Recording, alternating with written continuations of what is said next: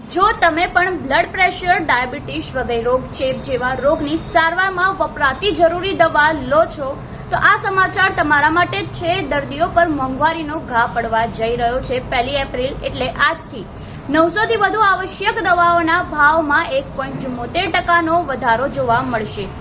એનપીપીએ દર વર્ષે wholesale pricing ઇન્ડેક્સના આધારે આવશ્યક દવાઓના ભાવ નક્કી કરે છે, જેના કારણે કંપનીઓ સરકારની મંજૂરી વિના ભાવ વધારો કરી શકે છે. એટલે કે દવાઓના ભાવ વધારવા માટે સરકારની મંજૂરીની જરૂર નથી.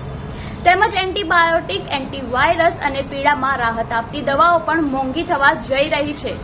ડાયક્લોફેનાક, આઇબુપ્રોફેન તેમજ એઝિથ્રોમાઇસિન જેવી દવાઓના ભાવ વધશે. તેમજ એનએલઈએમમાં સમાવિષ્ટ 1000 થી વધુ દવાઓના ભાવમાં પણ વધારો થવા જઈ રહ્યો છે.